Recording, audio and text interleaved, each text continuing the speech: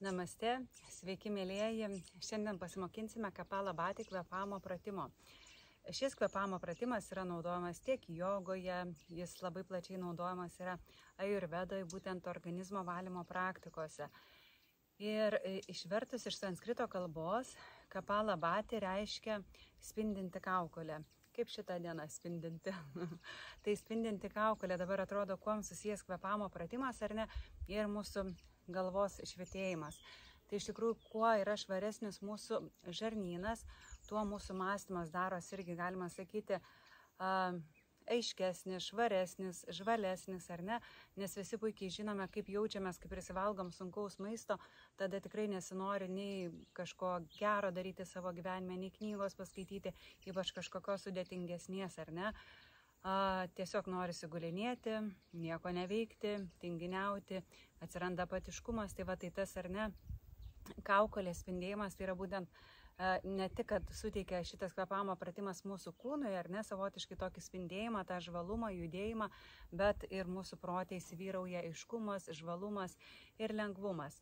Tai va, tai šitą kvėpavimo pratimą yra labai gerai praktikuoti, jeigu norit valytis organizmą, jeigu norit numesti svorio, jeigu tiesiog norit turėti aiškesnį mąstymą, jeigu norit irgi gauti daugiau energijos, nes energetiškai šitas kvėpavimas yra tonizuojantis, toksai užkuriantis.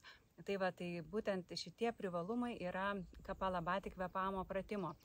Ir dabar pati technika, kaip atlikti kapalabhati. Tai kai darome kapalabhati, pirmiausia, kas yra reikalinga, tai taisyklingas kvėpavimas, ar ne, šitą turit būtinai mokėti, jeigu nemokat, yra mano YouTube video apie taisyklingą kvėpavimą, būtinai įsijunkit, išmokit ir tik tada darykite kvėpavimo pratimus.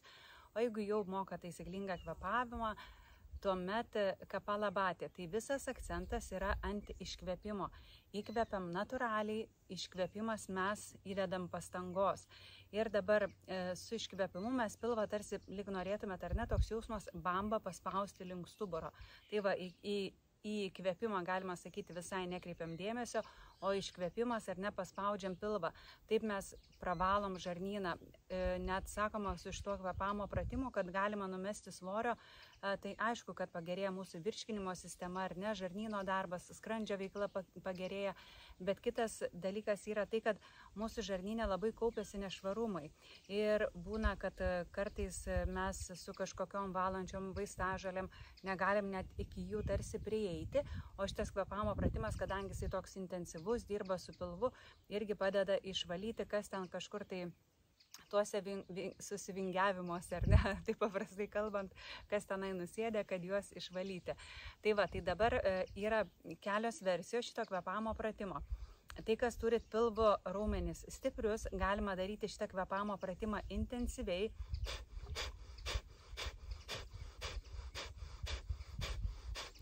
Jeigu jaučiat, kad taip dar per sunku aktyviai ir greitai daryti šitą kvėpavimo pratimą, darykit jį lėčiau.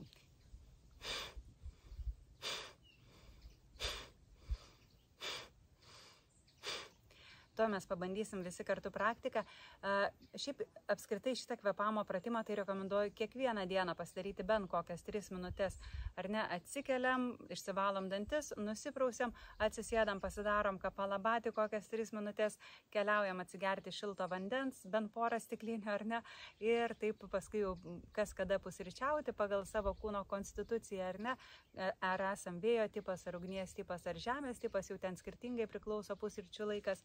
Bet pirmas dalykas, ar ne, tai yra rytas su kūno švara prasideda, kvėpavimo pratimais ir šiltu vandeniu.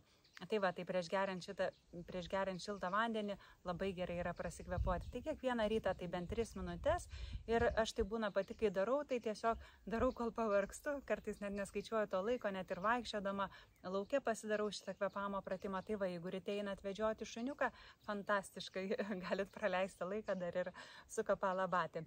Tai va, tai aišku, geriausia, kad yra daryti lauke, jeigu turit galimybės, ar ne, jeigu darotės namuose, tai bent būtinai prasivedinkit patalpą prieš darant kvėpavimo pratimą.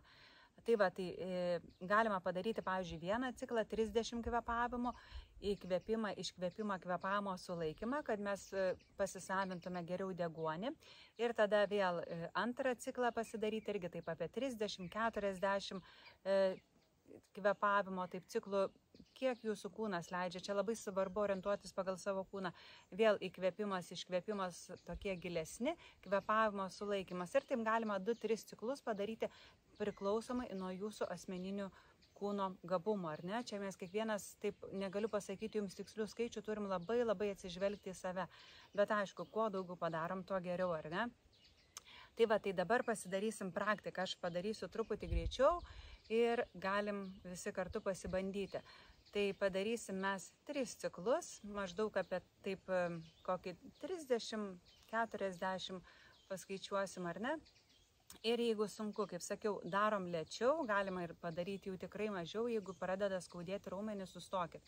Kam išeina, galima padaryti daugiau. Čia, kad būtų patogiau, galim pasidėti vieną ranką ant pilvo, stuburas tiesus, jeigu norisi, galima užsimerkti arba tiesiog žvilgsnis truputį į žemę, ar ne, kad protas nesiblaškytų. Čia matyti nieko nereikia, čia turit jausti save ir savo kvėpavimą, ar ne? Du instrumentai, aš ir kvėpavimas. Taip, tai gerai, padarom pradžiai visi kartu gilesnį kvėpimą. Iškvėpimą. Vėl giliai įkvepiam. Iškvepiam.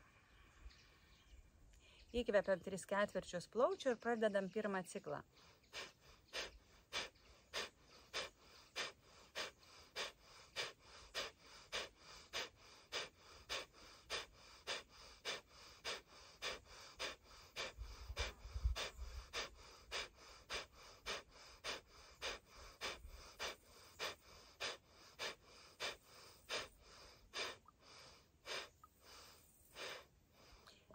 Iškvepiam visą orą lauk, paspaudžiam pilvą link stuburo, padarom gilesnį įkvėpimą, taip tarsi net iki plaučių viršaus įkvėptume.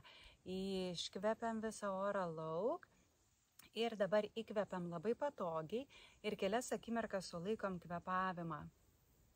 Viduje tampa visiškai tylus sulaikymo metu, niekur nesiblaškom, tarsi net ir nuo minčių susilaikytume.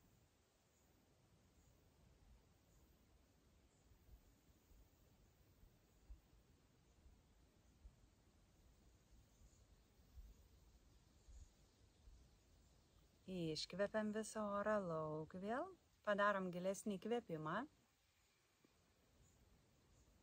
iškvėpimą,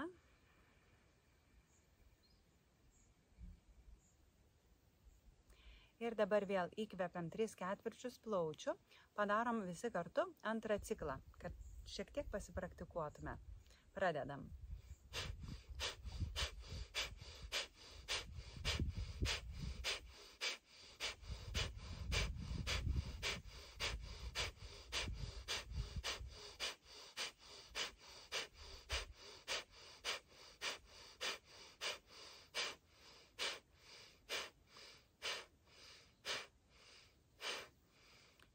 Iškvepiam visą orą lauk, labai gerai. Giliai įkvepiam,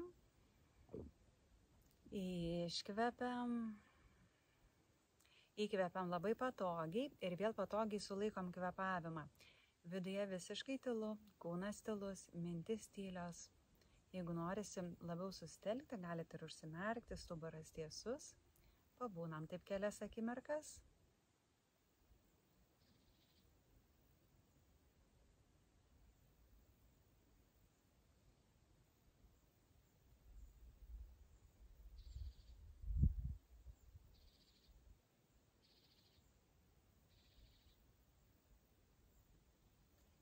Iškvepiam visą orą lauk, padarysim kartu paskutinį ciklą. Įkvepiam vėl 3/4 ir pradedam.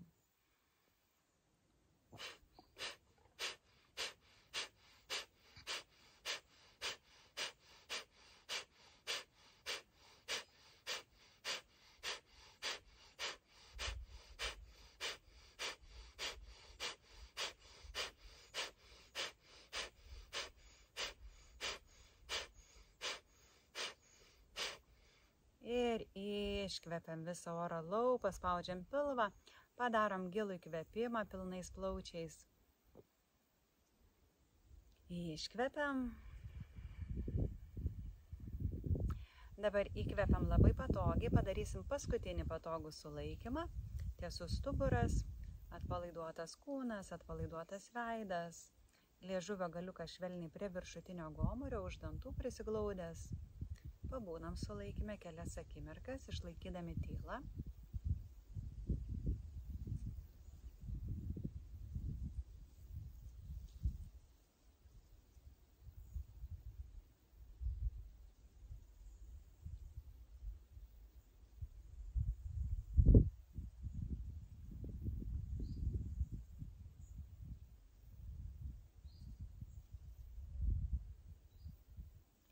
Iškvepiam visą orą lauk, paspaudžiam pilvą link stuburo ir čia pakvepuojam natūraliai, savo ritmu.